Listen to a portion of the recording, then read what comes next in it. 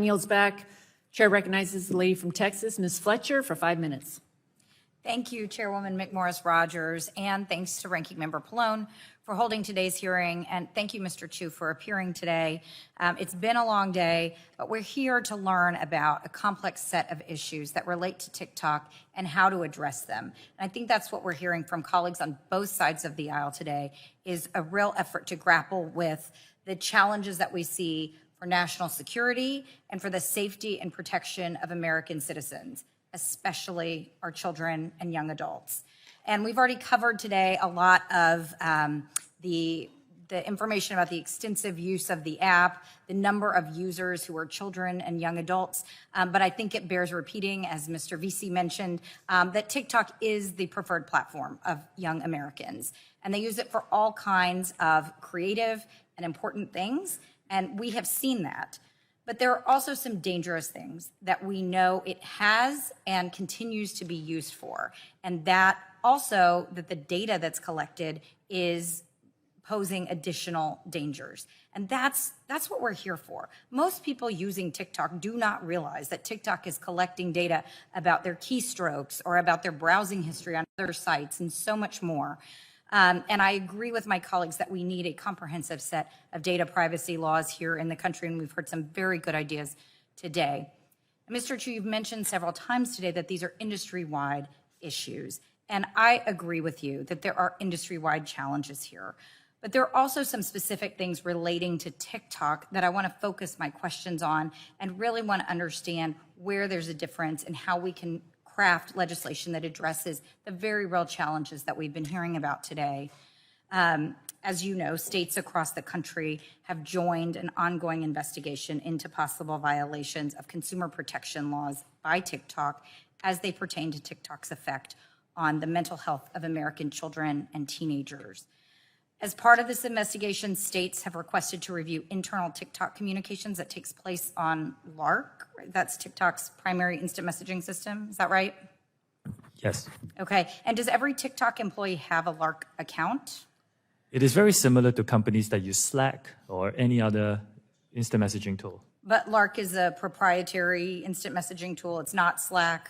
It is something that was developed, yes, by ByteDance. It was developed by TikTok? No, it's developed by ByteDance. It's developed by ByteDance. Okay.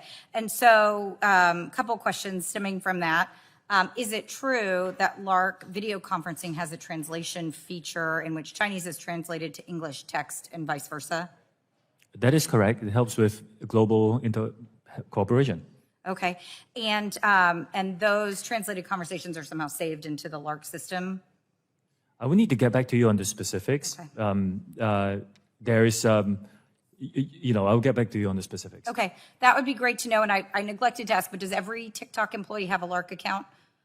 Yes, I believe so. Yes. Including you? Do you have one? Yes, I believe so.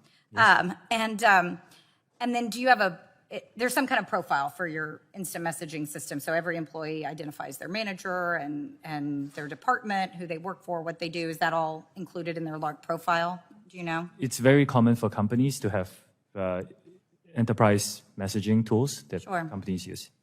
It does, and I guess I'm asking specifically about LARC since it's specific to TikTok, whether it includes information like identifying who, for example, your manager is. Do you know whether that's something that's identified in LARC? Yes, again, some of these HR features are built into a lot of enterprise tools that we use, and yeah. So like for your own profile, does it identify who your manager is? Yes, it does. And who does it identify as your manager? I report to the CEO of ByteDance. Okay, and so that is Zhang Yiming. Is that identified as your manager? That's the former CEO. He has stepped down from the board and as the CEO, yes. Okay, so Mr. Rubo is identified now as your manager on yes. the system? Okay. And as you mentioned, it was developed by ByteDance, so it's not just used by TikTok employees, it's also used by ByteDance employees, is that right? Also by other companies now. I think LARC is selling it, and it's a good tool for instant messaging. So LARC is available to third parties outside of the ByteDance system as well, like yes. Slack? And do you personally ever use LARC to communicate with ByteDance? With employees at ByteDance? Yes, I do. You do, okay.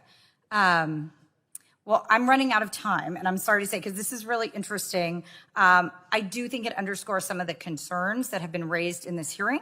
So I think it's clear we have work we need to continue to do here in the Congress to address data protection and privacy. And with that, Madam Chairwoman, I thank you, and I will yield back.